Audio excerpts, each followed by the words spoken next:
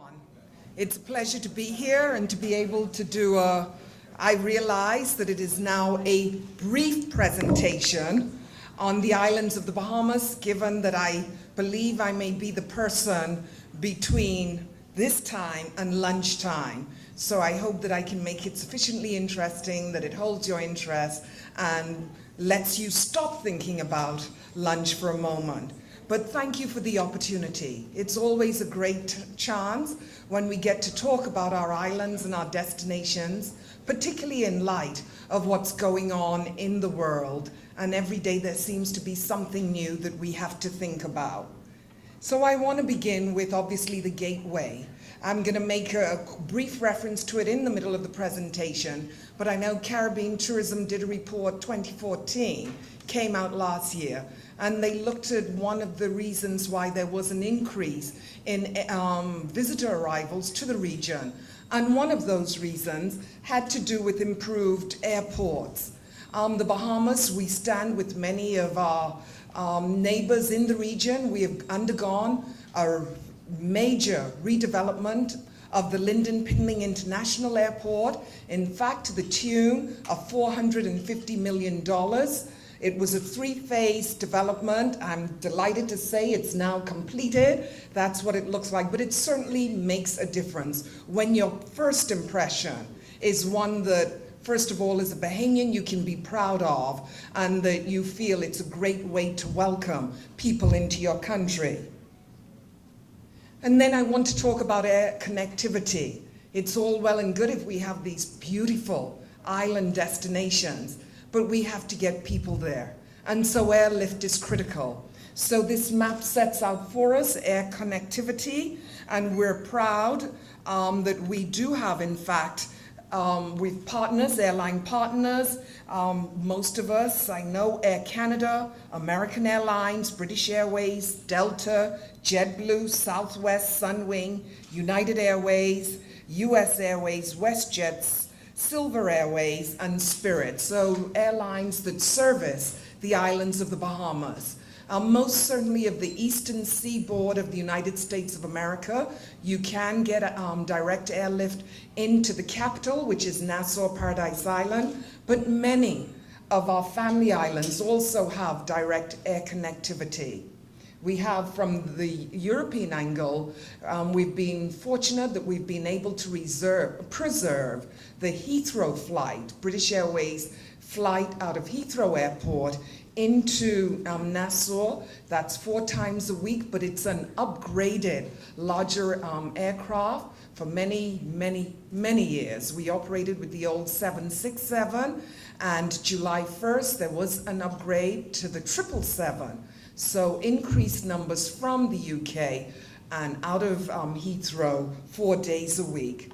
We had a charter out of Italy over the summer months that just ended 2 weeks ago, Alpitour, and that was very successful, so that's something that we will continue moving forward. Within the region, there is connectivity from the capital, Nassau, to Jamaica, Cuba, DR, Haiti, and of course it's one of the things that we all talk about. How do we increase connectivity with the other islands in the region? But that's where we do have the direct airlift. So once we get people into the Bahamas, where do they stay? This is a product. I don't want to say it's old. They would have me over the ropes if I said that, particularly as the Coral Towers, a wing of the Atlantis, or one of the hotels within the Atlantis Resort, has closed for total renovation. So they will be closed August through to, I think, February of next year for total upgrade of that property. But the Atlantis continues to be the anchor development on Nassau and Paradise Island. In addition to that, I mean, there are existing properties on the island of Nassau, and we have to the upper left-hand corner, I think from where you're sitting, that is the historical British Colonial Hilton Hotel. That is now a part of a major new development known as the Point development. And this is a development that is being undertaken by China Construction Americas. It is a $400 million development. It includes the building of a 250 room new hotel, high-end condominiums. They also have 22 restaurants, entertainment facilities, including they propose to have, and construction is well underway, so it is a work in progress, as well as an amphitheater that will sit close to 2,000 people. There will also be a marina. So for those who are familiar with Nassau and the Hilton property, there was 6 acres of vacant property adjacent to the Hilton property, and that is the place of the development. The first phase of that development is over, and that is a multi-story car park, which is really great for downtown, those of us who live in downtown Nassau, as well as office spaces. And they now go into the second phase, which is the building, the construction of the hotel, condominiums, and all the entertainment spaces.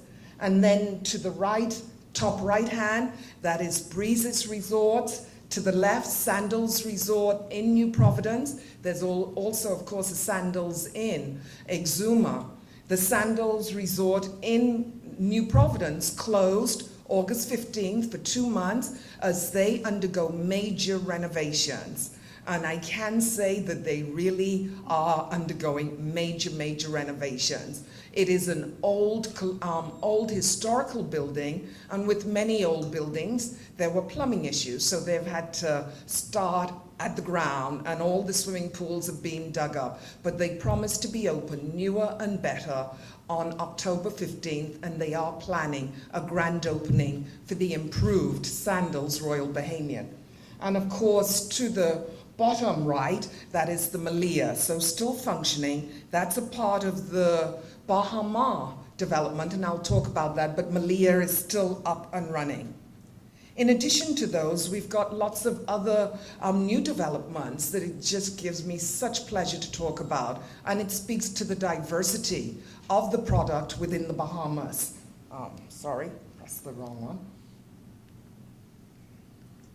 The Island House. This is a new boutique hotel in the western end of New Providence. It has 22 rooms, and it's spectacular. It's in a very natural setting, and the best way to describe it is zen-like. So anyone who just wants to get away, strangely enough, or conversely, it's not on the waterfront, although it has spectacular views of the ocean as it is on an elevated piece of property, but it's in natural habitat and it's spectacular.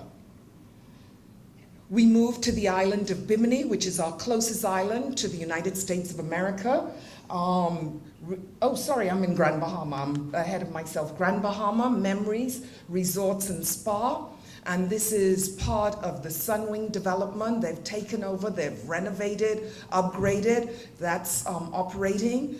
There have been challenges over the last 6 months, of course, as we too have been impacted by the Canadian economy, but they're doing very well through Vacation Express out of the United States of America.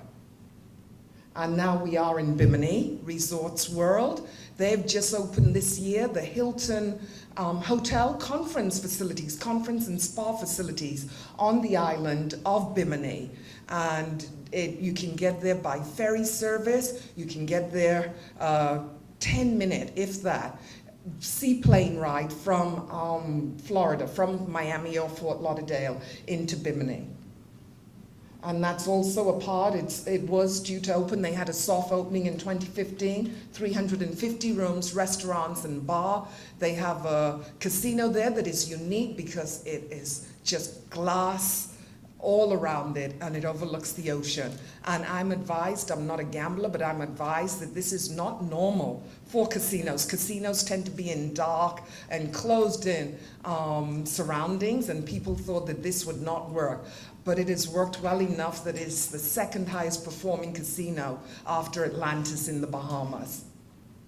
Club Med in San Salvador, the island of San Salvador, is currently undergoing some upgrades and additions. So they're creating 360 new luxury condo-style rooms. They're renovating all their restaurants, and there is a major upgrade of the airport. It has started. I think the terminal is now completed. The runway, it's still all a work in progress, but that's due to come on stream, the upgrades to that, by the end of this year. It may be now first quarter of 2017, as San Salvador is one of the islands impacted by Hurricane Joaquin.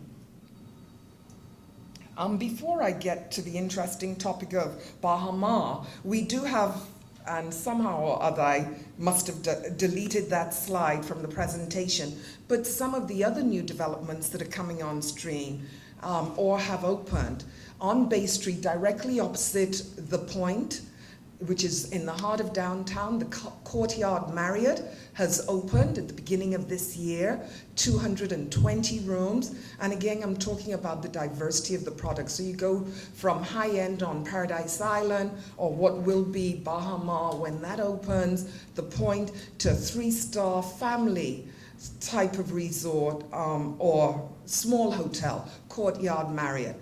And in fact, I think the Hilton has expressed some concern because many of their clients are going across the road to Courtyard Marriott and saying that they're enjoying the experience there tremendously. And I think that bodes well. Competition is great because it means that everyone then ups their game. In addition, on Paradise Island, in October 1st, we have a soft opening of the Warwick Hotel. That will be a 4-star all-inclusive, adult-only resort. And again, it's a great balance to an Atlantis resort. So happy to see that coming on stream. So those are two major developments that are not here. And of course, Bahamas. You know, I'm just pleased, the news is out there, that an agreement has been reached with China Exim Bank, with the construction company. And in the first instance, all unsecured creditors who were owed $500,000 or less by Bahamas company, and I think it's important to make that distinction because in the Bahamas, there was not a direct understanding of the different liabilities, those by Bahamas and those by China Construction CCA. So those, they've pretty much all been settled, and all of that has occurred in the last 10 days. Those with liability beyond that are owed monies more than that, that's being negotiated with the team who is working on this, so they'll be paid.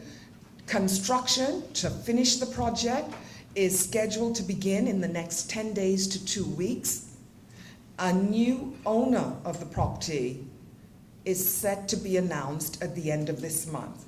So we're all in the dark, we're all waiting with bated breath. It's being kept under wraps, but the government has assured, and I am aware, that there is an owner who is there in the wings, but just waiting for all the back issues and the outstanding issues to be settled before they come on and they will take over. They are anticipating that the main structure, and I'm looking at it from here, I think it's the middle tower there, that was known before as the Bahamas Hotel and Casino. We do not know what it will be branded as, if it will remain the same, or if it will be renamed something differently. They expect that to be open. You know, words are clever, so they said within the winter season, so whether that is the end of this year or the end of spring next year, I don't know. But they feel that that particular tower can be opened sooner rather than later. I can confirm that some of the main partners, that's SLS, Grand Hyatt, have committed to remain a part of the project, so they will still continue to operate hotels within the development. So that is great news for us as a destination, a lot of spotlight on the destination, on that resort, and to have it resolved, the light at the end of the tunnel that it will be resolved, it really is a great feat. Just a quick, some things here. People talk about whether the Bahamas does offer diverse product, whether it's just all high-end, what is it? So I've just put this out there that it really is a mixed bag of what is available in the islands of the Bahamas. And then I reference that, but it just speaks to opportunity. From this report from Caribbean Tourism Performance 2014, it shows that the Caribbean as a region, we're on the rise in terms of our visitor arrival numbers. And I think the minister who spoke just before me in answering a question referenced the fact that as we look at Europe and where Europeans want to travel now, the Caribbean does look like a safer possibility. And some of the reasons or contributing factors that the CTO talked about that contributed to that, increased airline capacity, improved airports, and I looked at that and I said, yes, the Bahamas, we can tick some of those boxes. Visitor arrival numbers by first port of entry, I hope you can see that. In the, it's broken down into air, sea, and your total. And the first two columns speak to month on month. So June 16 is your first left column, our air arrivals. For June, the month of June was 142,000, 509,000, and year on year, that's a 7.8% increase. We can see that sea arrivals remain static, so your total arrivals month on month is 2.2%. But if we look at our year to date, we see that air arrivals to the islands of the Bahamas, the percentage change, we're up, we're seeing a 2.7% growth, we're seeing a 1.5% growth in sea arrivals, culminating in a 1.7% increase year to date. And with all talks, I won't go too much, festivals and activities, we know that we all can boast of beautiful destinations, sun, sand, and sea. So what is it that differentiates us? So our festivals and activities, and we've had our second year Bahamas Junkanoo Carnival, Junkanoo that's synonymous to the Bahamas, Gombe Summer, Bahamian music and heritage, you know, our historical sites, trying to do a lot more to promote that the Bahamas does offer these incredible sites. Culinary, the resonance report spoke to the fact, I think the Bahamas was 4th in the region in terms of its culinary offerings, and we're promoting those a lot more. Looking at our niche markets, one of them sports tourism, the Bahamas has really gone out there, and we're doing a lot golf in addition to Pure Silk, the LPGA Classic in January. We have entered into an agreement with PGA, and we will have 2 PGA tournaments on the islands of Exuma and Abaco beginning in January and February 2017. We boast of the fact that we can offer more golfing experiences than anyone else in the region, and that's simply due to the fact that there's 700 islands, many of which have golf courses. The IAAF World Relays will be returning to the Bahamas next year. Tiger Woods, his Heroes Championship, Popeye's Bowl football game continuing this year, that now owned by ESPN. It was so successful that ESPN has now bought it up.